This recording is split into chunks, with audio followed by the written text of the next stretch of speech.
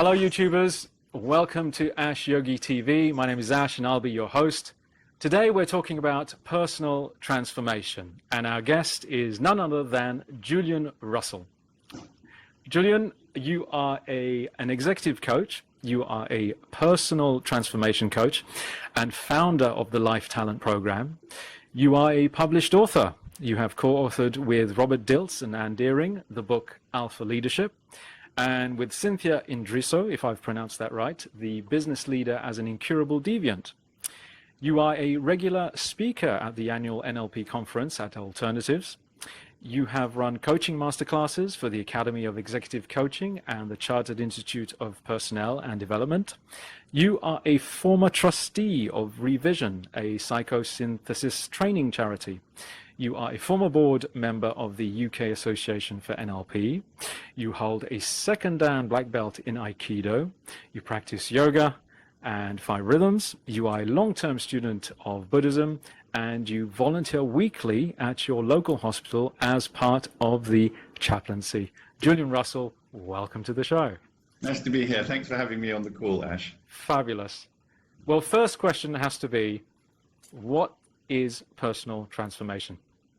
Okay, personal transformation is, it's not just change, it's taking a really different attitude to your entire life. And there are 2 key aspects of that. The first key aspect is that you make the most of your sense of purpose, your passion, your talents, your strengths, and also your psychological resources. So all the great things about you make the most of those. And secondly, you look at the obstacles that you have to success and happiness, and then you heal those obstacles to success and happiness. So it's got those 2 key dimensions. There's a third dimension it's not really number 3 on the list. It's more combined in the other 2 as well. But it's that we learn to let life support us. We learn to let existence, awareness, the nature of consciousness, the beauty of the world, connection with other people support us. As Kurt Vonnegut said, we're all here to help each other get through this, whatever it is.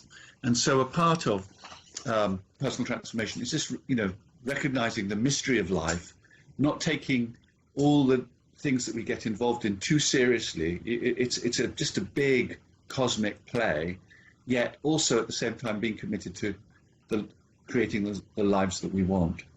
So that's very interesting. So there's almost two things going on there. There's, on the one hand, it sounds to me like we're involved in doing, we're actually doing something, and the other hand, we're actually going with the flow of life as well. Absolutely. So I mean, there are 3 key elements. Yeah. One is making shit happen, making stuff. Yeah. And we all need to make stuff happen. Everybody needs to earn a living, have a job, unless they're super lucky and have inherited wealth. Build relationships, connect with people, look after children. There's lots of stuff for us to do in life. And then one step back from that is your core passion, the thing that you're most passionate about in life, which I call life calling. And then one step behind that is being, which is really enjoying mindfulness, being in the present moment, really enjoying the present moment with, just for the sake of it, just for the beauty of the moment. In 100 years, nobody will remember us.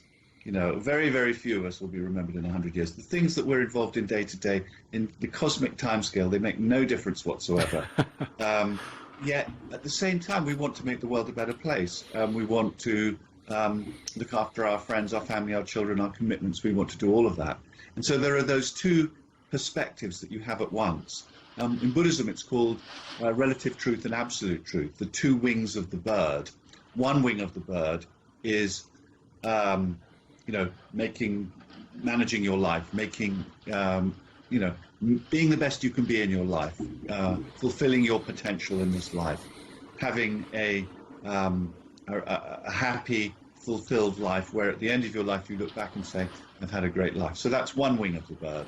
The other wing of the bird is just enjoying consciousness, being alive, nature, the stars, the moon, looking into a baby's eyes, walking down the street, just enjoying that for the sake of it, just for no other reason at all. Outside my window, there's autumn leaves, and there's now a sort of dark rain falling. It's absolutely picturesque, and isn't it amazing that we're alive? And here I am talking to you. Yes. So here I am talking to you with this two pieces of technology in front of us, and all these other people watching the video. It's truly amazing? It's amazing, So that gives us a sense of bliss and enjoyment that's also really important, and that, if you like, connects to the spiritual. Yes. So again, it's the phrase. It's about the journey, not the destination. So it's about, if you're involved in transformation, enjoying that journey as well as getting wherever you're meant to be going. Absolutely. And at different stages in life, you have different orientations. When you're starting out, younger person, you've got a job, you want to go somewhere in your career, you want money for a mortgage, you've got, maybe you think you need to have a good job so you can bring up children. When you're younger, there tends to be more of a career orientation, and also not just career for money, but also putting your life calling into your job or into your business, so that you've got your passion at the heart of your business. And so if you put your passion at the heart of your business, the research shows you're more likely to be successful. People who have a life calling are more likely to be successful than people who don't. And Steve Jobs talks eloquently on this subject. So when you're younger, there's that you want to make an impact in the world. And then as you get older, you begin to say, hang on for a second, let me just smell the roses. Let me just smell the coffee. And actually, it's good to have both at all stages in our life, but perhaps the balance between those two changes. So, yeah, that's right. Yeah. Sorry, go on. So, the bridge between being and doing is life calling, which is your core central sense of passion, your sense of purpose that motivates you, that gets you up in the morning, that gets you excited about the difference that only you can make in the world. Ah, I see. Only you can make in the world. Yeah. So that's right. So there are, for example, my life calling is helping people blossom, and it's basically a personal development one. It's helping people grow, helping people fulfill their potential. A lot of other people have ones that sound the same. Yet I've got a particular combination of strengths and talents that fit together with that life calling, that make me unique. The way that I will go about helping people blossom is different to how anybody else will go about it. My job is to find the difference that I can make in the world, and then do that to the best of my ability, to do that to the best of my ability. And Reinhold Messner, the mountaineer, said, he climbed Everest. He climbed Everest solo. He climbed Everest without oxygen.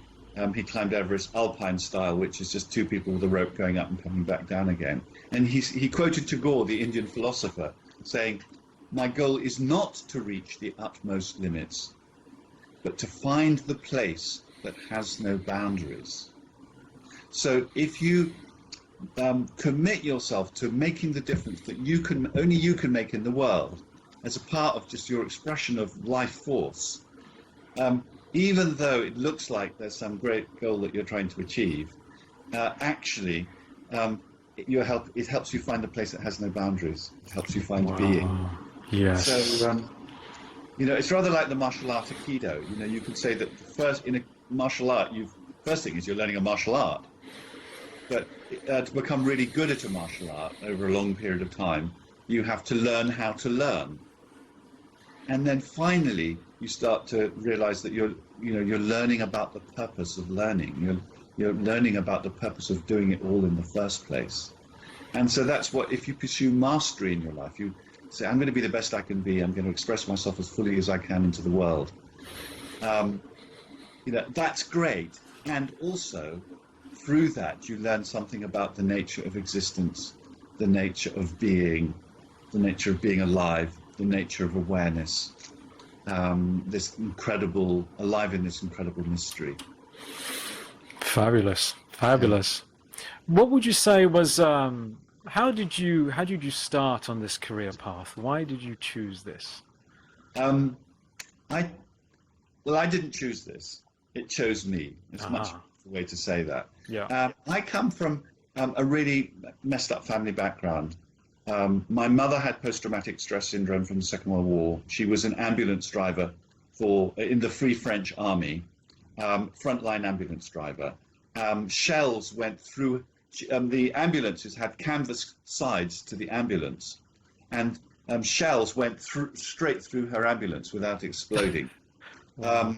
She won the top French medal twice, the Croix de Guerre, but yet after the war she had post-traumatic stress syndrome, and she couldn't bond with me as a baby, or with my twin brother Stephen.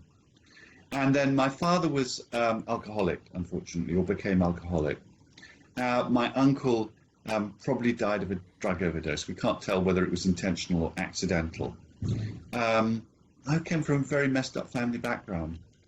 My twin brother and I, there was so little love because we didn't bond with my mother. There was so little love around that I was competing with him from a very, very early age. There was a lot of difficulty between us.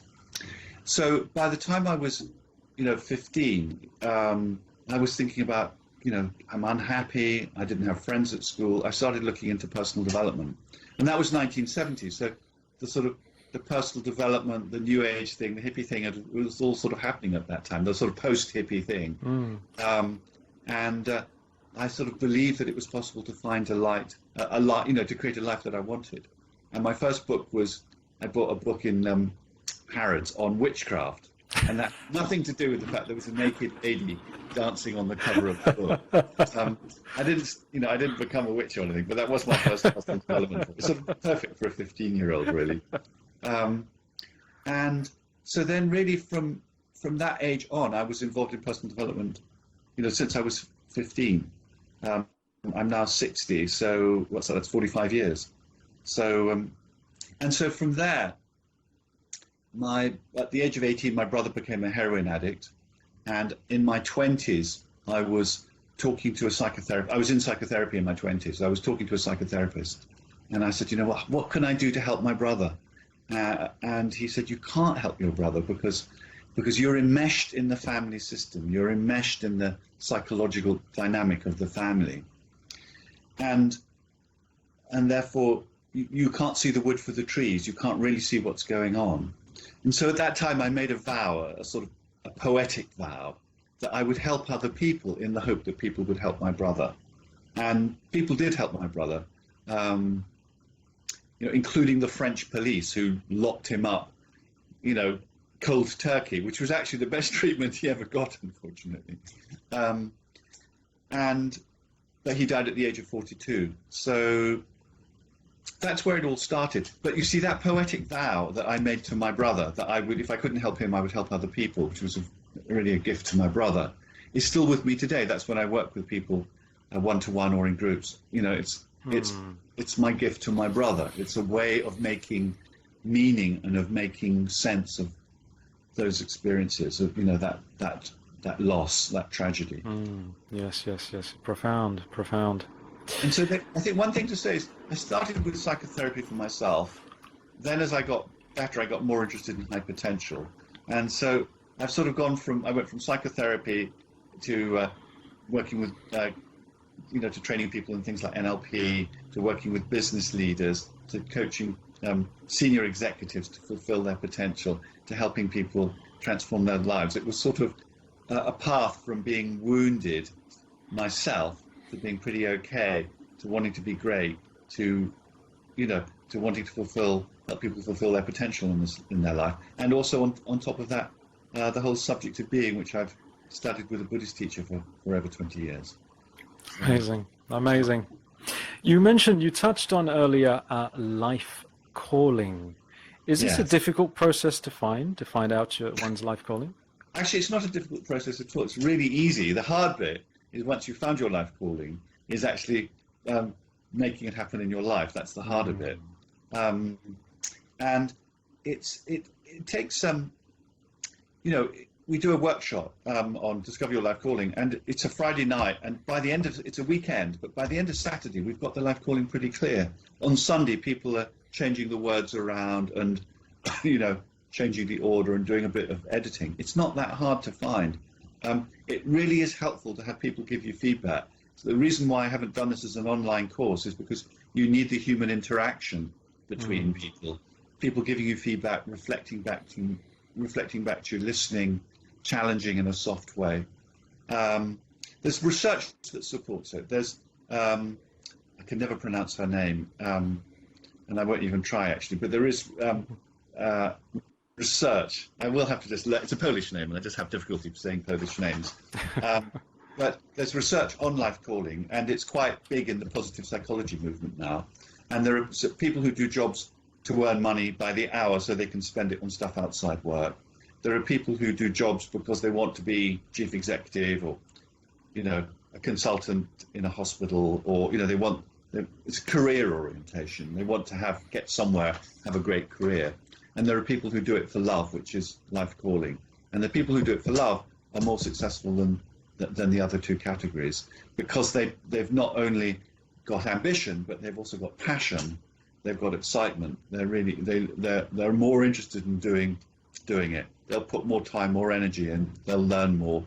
They'll be more obsessive about it. Steve Jobs says, don't start a business. Steve Jobs says, don't start your own business unless it's in the area of your life calling, because running a business is really tough.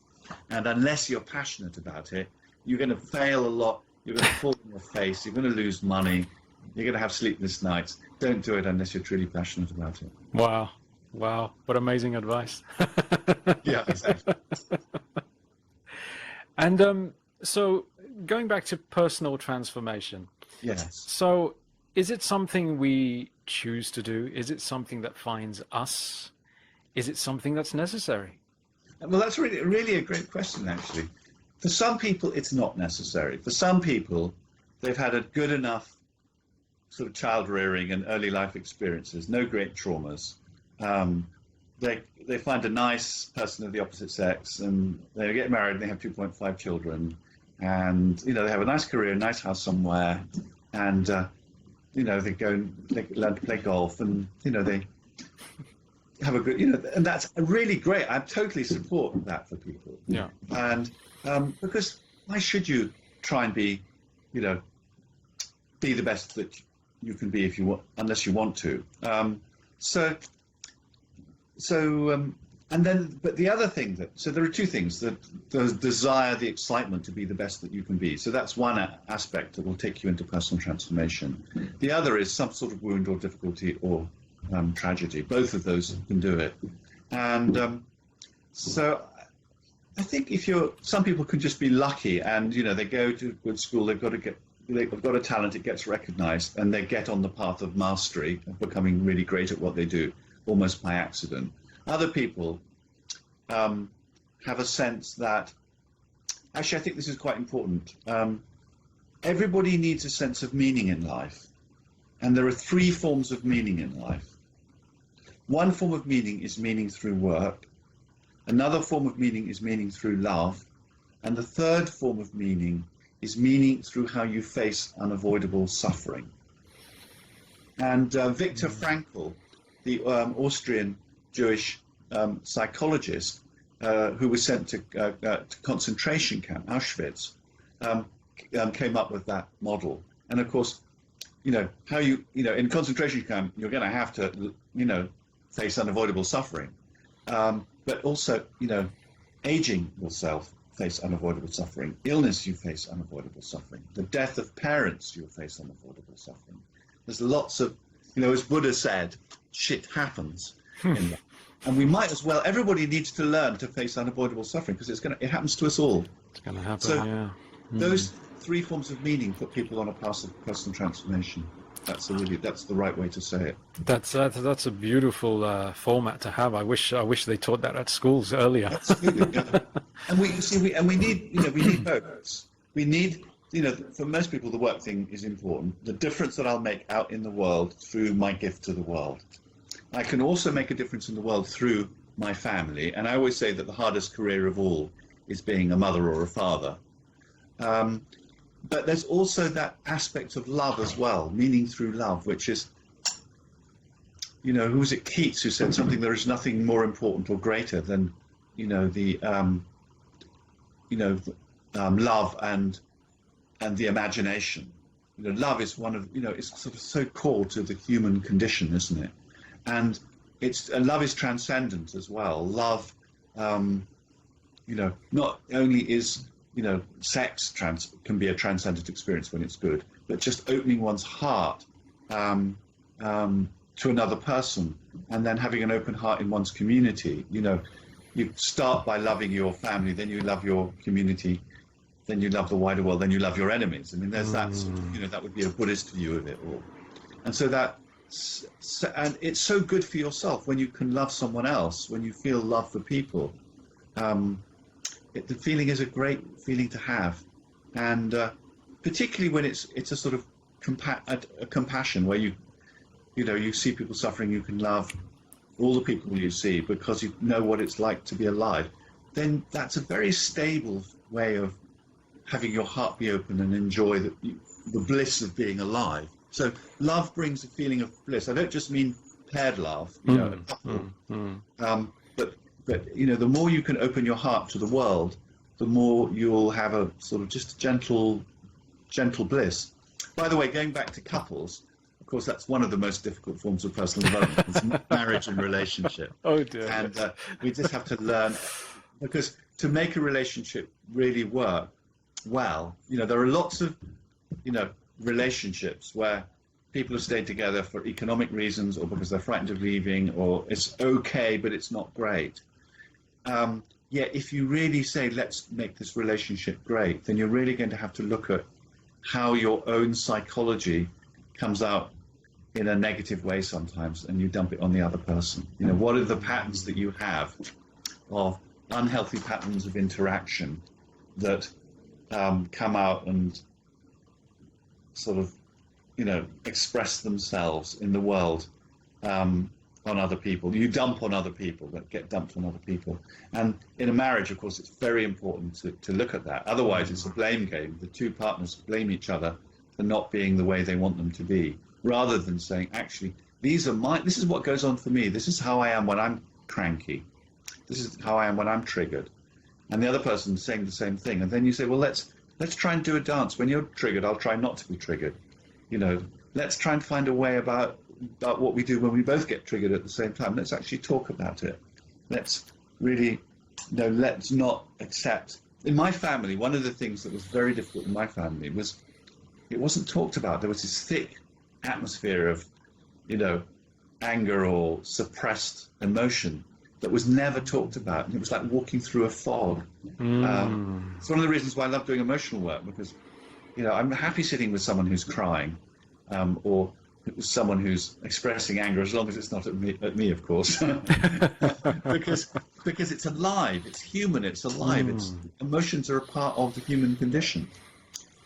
Just again to say, one of the things I think we need to mix tradition, the great old religions like Buddhism with modern psychology, because there's a tendency for people to say, let me be spiritual and not dump my emotions on the world. But actually, I have a body. The emotions are in a body. Nature wouldn't have created me without my emotions. The question is, how do I express those in a way that's healthy for me and the people around me? And crying and the appropriate expression of anger are healing mechanisms. It's only when, if you think that you want to kill someone and you go and punch a pillow, that's absolutely fine. Nobody gets hurt. The problem is when you pick a gun up. So we have to just teach people, you can get really angry. Go and shout in the forest. Go and punch a pillow. Go and be an activist and express it in a clear way. But just keep don't hurt anybody. Don't hurt anybody. Yeah. So you've mentioned life calling. So this type of emotional work that you're talking about, is there a weekend for that? Is there a course for that? How do you deliver that? Yeah, so there are two introductory weekends. One is the Life Calling weekend, Friday night, Saturday, and Sunday, which we do strengths as well on that weekend, and we look at psychological resources as well. And then there's another weekend called the Personal Transformation weekend, which is, we start with just reminding ourselves of, our passion, our psychological resources, our strengths, what's great about us. Because it's really great to have that in mind when we look at what's shit about ourselves. When we look at how we're wounded, our woundedness, what stops us. So, you've got one foot on the accelerator of your life, you're trying to go somewhere. And then your other foot's on the brake. And the problem is, if you have your foot on the brake at the same time as you have your foot on the accelerator. So if you really want to fulfill your potential, you've got to take your foot off the brake. And the brake is all the psychological stuff that stops us believing in ourselves, that stops us being proactive in making stuff happen, that stops us expressing ourselves clearly, stops us just naturally and easily expressing who we are into the world. So during that weekend, we really look, deeply into, what stops you, and then we do some psychological healing techniques around childhood wounds, because the thing is that a small upset in your childhood, relatively small, can seem absolutely massive. If you leave a newborn baby alone for half an hour, that can be create an existential crisis. You're in the womb, and you and your mother are one in the womb, and then you come out of the womb and you're on the breast and you're being breastfed, and you're separate but you're together. And you cry and you get fed, and then suddenly you're left alone for an hour, and then if you and your mother are one, and then your mother disappears, then you disappear. So childhood can be sort of small things that parents may not even know that they're doing, can create trauma for children in their childhood. And most of us have that. Someone said something negative to us, and we've lost our self-belief, or we believe we're bad, or we believe we're stupid. Lots of things like that. So what we do is we bring our own wise adult mind, our own warm, tender heart, in a parental fashion, to heal the child in ourselves. And of course, you can't do all of that work in a weekend, but it's really great to start, and it's really great to learn that crying on your own in your room, or being angry or upset on your own, is completely different to being angry or upset when you're held in a loving space. So we're relationship creatures. We're mammals. We're herd animals, and when we're upset or when we're feeling difficult feelings with someone who's loving, sitting with us, that has a healing effect, much more of a healing effect than doing it on one's own. I'm not saying that crying on your own doesn't have a healing effect. It can have a healing effect, but being held in a loving space is a key component. And so that weekend teaches that, but really, it's still a taster, to be quite honest. And the Life Talent program is a 6-weekend program with 6 weekends, with one 4-day module in the middle of it, which is designed to bring all of that together, so that we've got enough time on the psychological resources, we've got enough time on what's great about you, your strengths, we've got enough time to create a plan of action about what you're going to do with your life, how you want to change your life, and enough time on all of that. But then we do a very deep dive in the middle of the course into what are your core wounds, what are the most wounded places in you, and then out of that, slowly, what's the gift that's come in your life from that core wound? If I say I had a really horrible childhood, and I didn't feel loved by my mum, and my dad was preoccupied with his business that was going bust, and I can just say, oh, poor me. But if I say, from that, I work with people, from that, I've learned how to deal with emotions, from that, I'm spiritual, from that, I really believe in helping people change their lives, then that whole experience has produced a gift for me. So we not only look at the core wounds, but we look at the gift that comes from it as well. And then we bring it all together. So, some forms of psychotherapy, you just spend your time looking at your wounds. And there's a problem with that, which is then you're just, You're just aware of how awful things have been for yourself. And then there are some forms of personal development that are just looking at all the positives. And then you get people walking around being very, very positive, but they haven't looked at the dark side. It's when you bring the two together that the magic happens. So then later on we look at how to be happy, how to be joyful in life, even when, independent on who you're with at the time. And we look at how you communicate, and how you communicate in your work, and how you communicate in your personal life, how you build a brand for yourself. A brand being, how do you build a reputation for yourself based on who the hell you are? Don't try and be somebody else. Don't you try and be what your parents taught you to be, or your teachers, or even your peer group from school or university. Be who the hell you are and build a reputation for that. And work out how being who you are, expressing yourself who you are with your talents and your strengths and your passion, how all of that is worth remunerating. They call it the business case. What's the business case for who you are? Who's going to pay you money for your combination of talents, strengths, wounds, gifts, difference that you make in the world? Who's going to pay you for that? And in your personal life, who's going to really enjoy hanging out with you? I don't really have people in my personal life who want me to be different to the way that I am. Right. I can be, an asshole. We can all be, we all have our moments. But the people I want in my personal life who are people who just want me, who love me because of the way that I am, and don't expect me or want me to be different. And that's, that makes for a happy life. The program sounds amazing. Thank you. Yeah.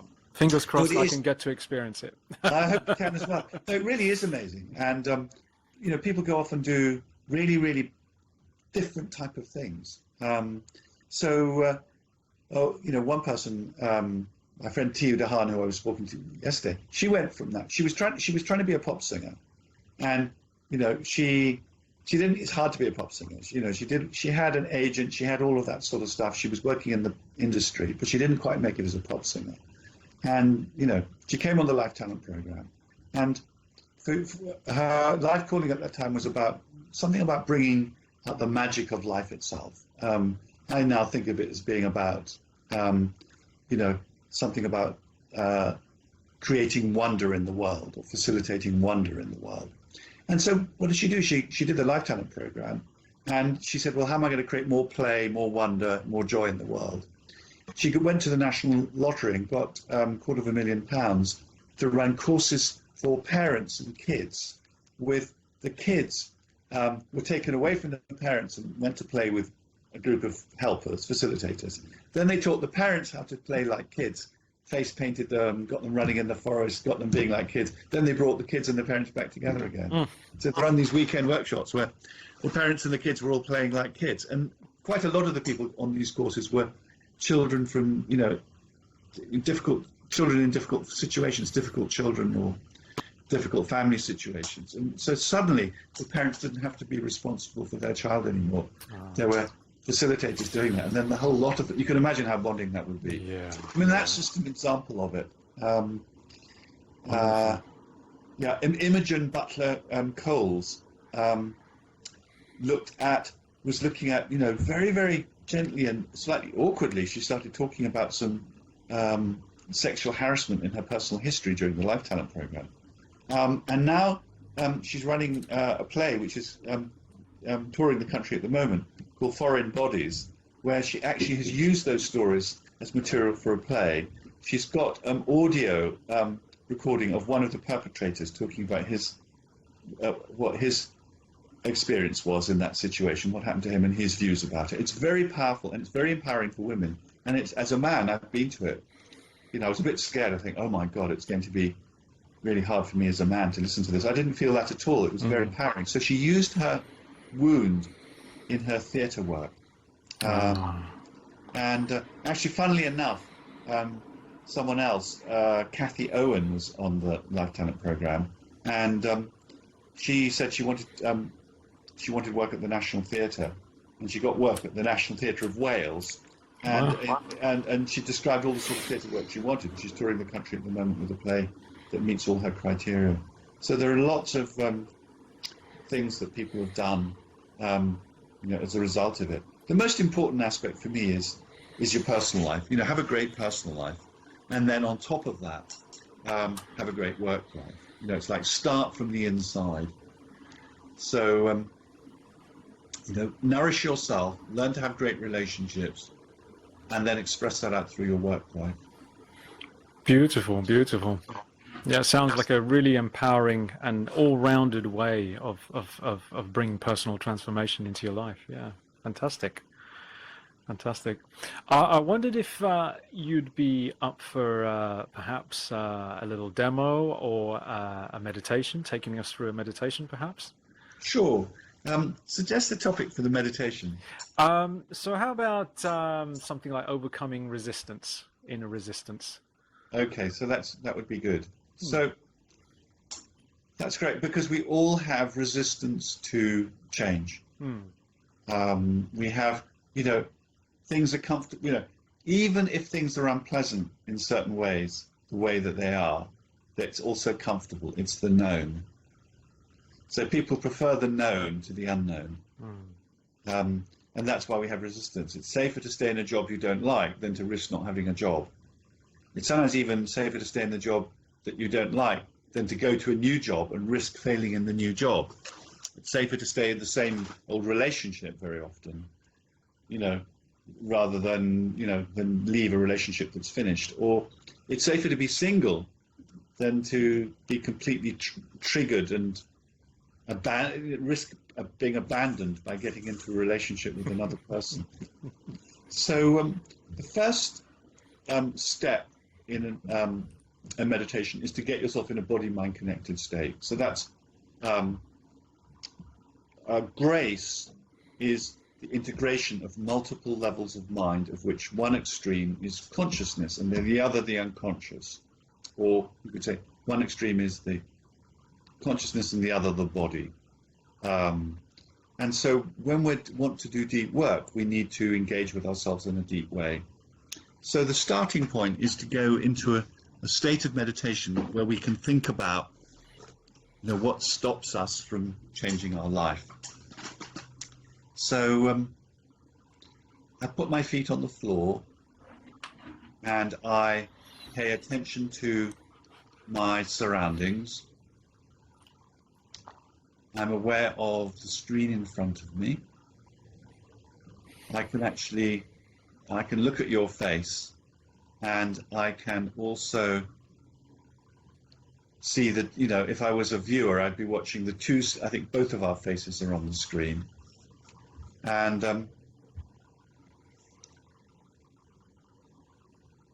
I'm hearing the sounds around me.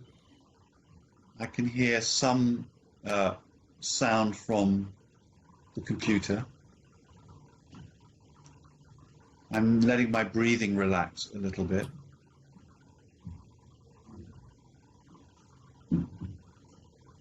There are household sounds here.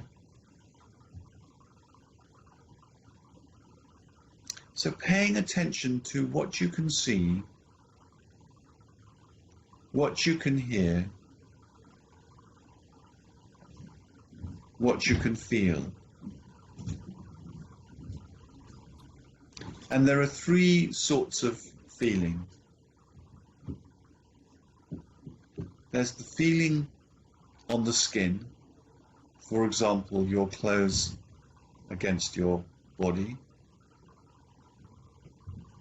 There's the feeling in muscles, for example, those big, thick, powerful muscles of your thigh and your buttocks. And then there's the emotional feelings in the trunk of your body, the throat, the chest, the solar plexus, behind the belly button,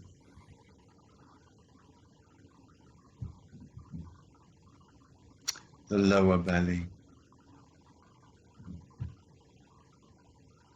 the pelvis.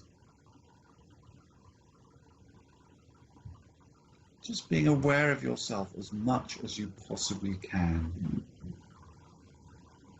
Everything you see, everything you hear, everything you feel.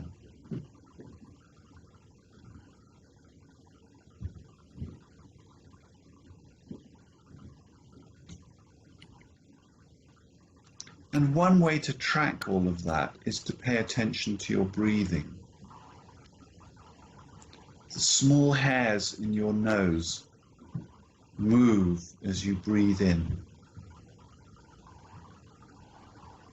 And I wonder how far down into your body the breath goes.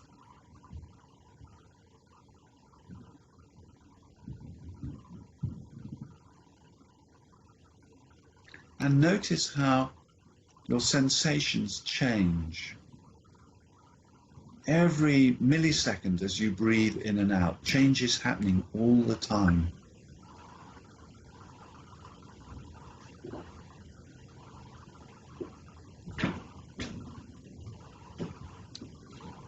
Notice how your attention leaps around. My attention is feeling my belly.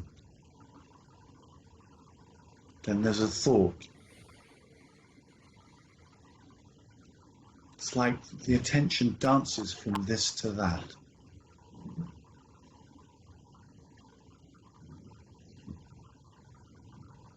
But all the time, there's awareness present.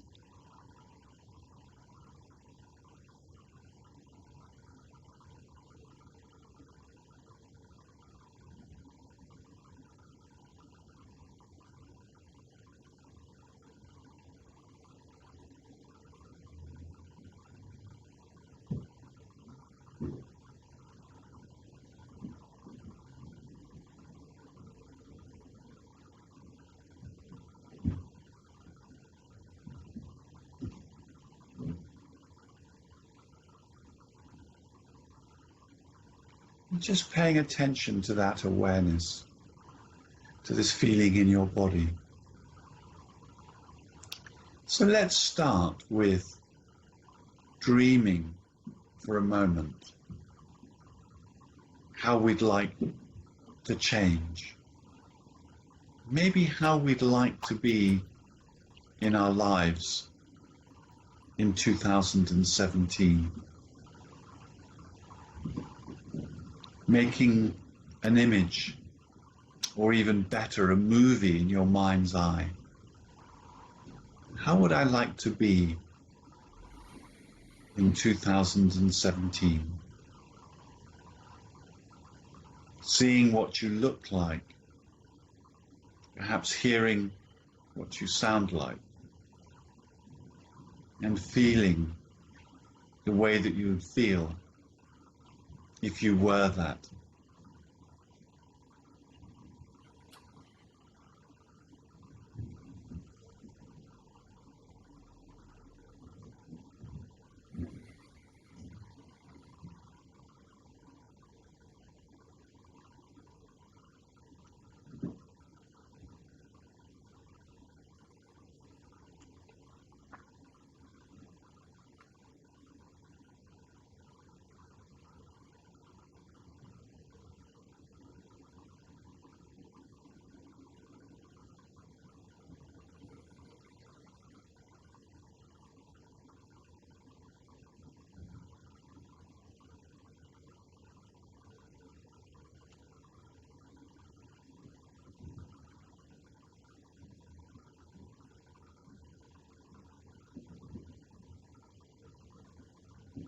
And just enjoying that vision. Make sure that it's really delicious enough, delightful enough.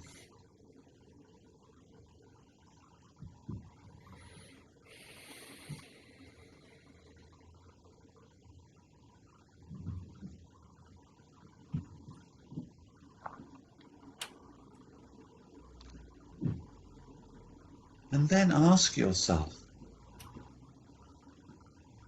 can I just make that happen?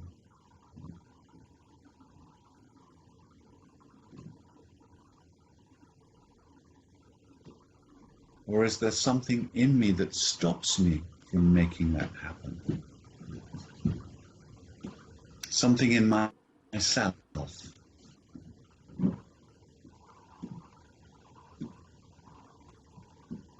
Perhaps it's a feeling.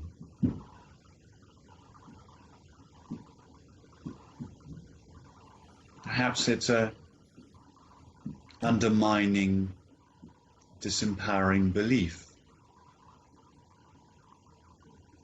Don't fall into that belief or feeling, but just observe it, notice it.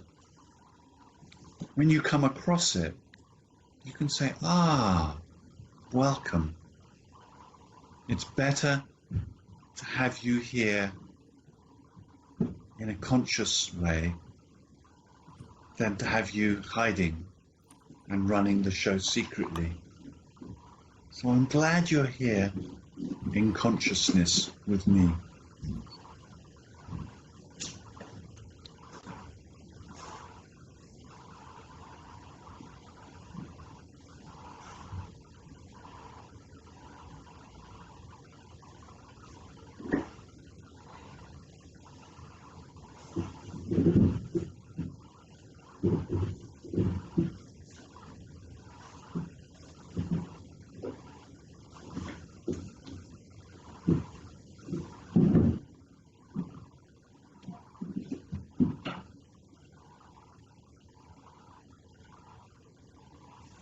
And be interested in it. Be interested in, is it a feeling that stops you taking action?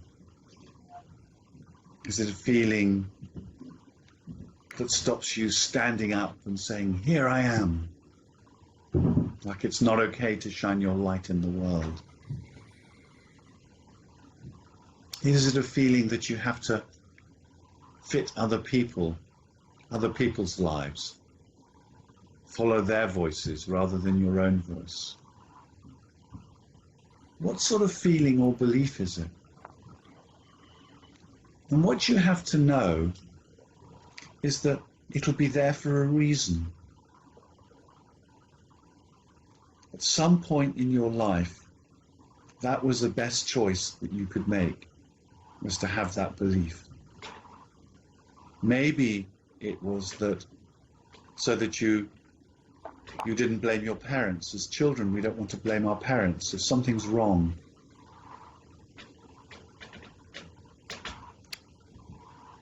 we think it must be us.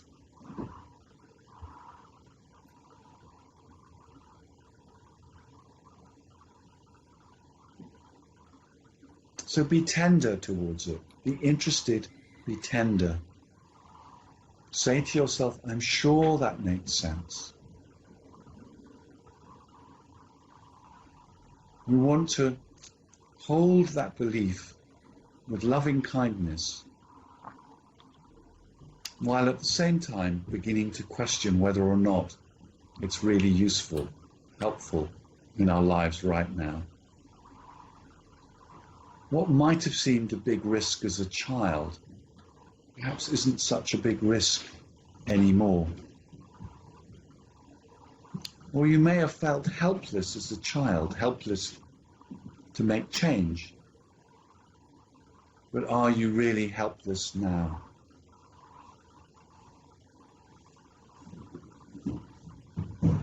Or you might have felt hopeless,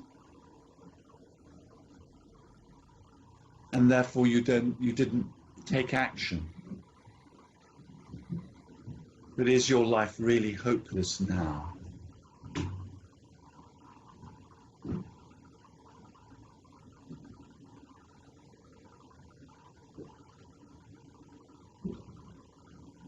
So to question these beliefs,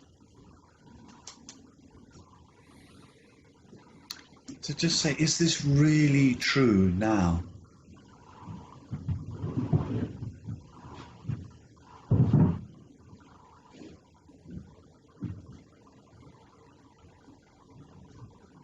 Is this true beyond a shadow of a doubt about me?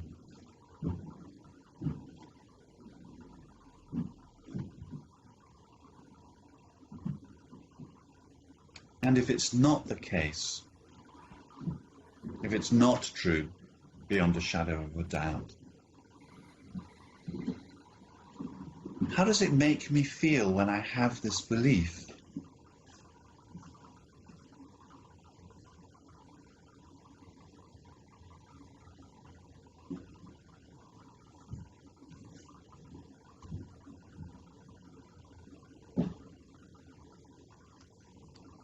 And what's the consequence of having a belief like this?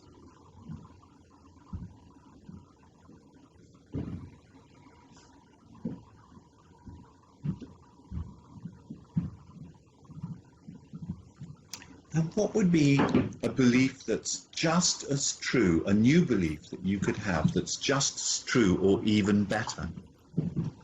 What would be a belief that's just as true or even better?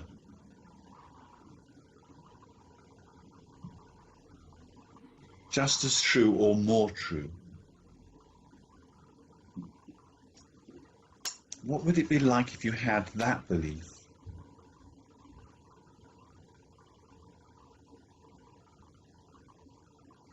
What would it feel like if you had that belief?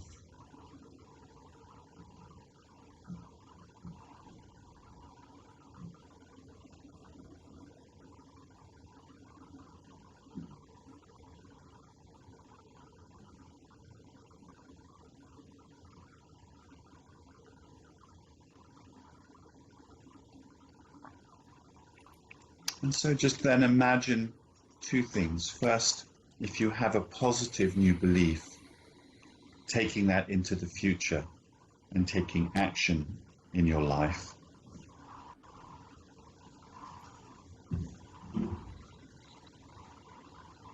And the second thing is, if you've identified that belief but it hasn't changed as much as you would like, thinking about where you can get support to help you talk more about, explore that belief further, that aspect of yourself further. One doesn't have to change, in a single meditation or a single session. It's okay to say, that's interesting, and I wonder what my next steps are. I wonder what I need to explore next.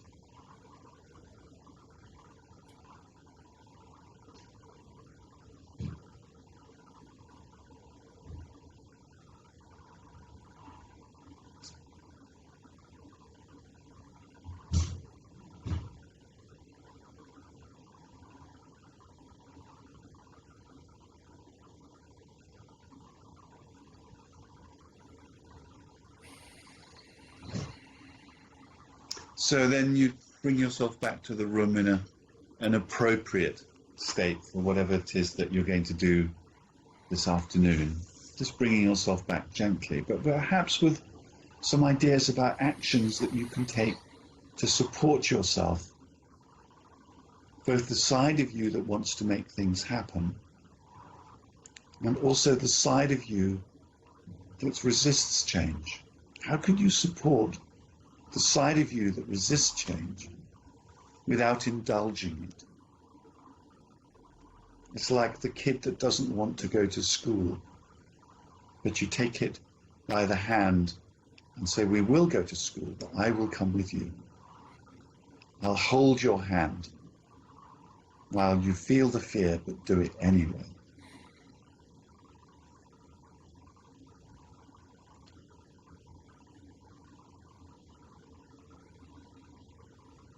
And by the way, if you have questions from this meditation, feel free to email me.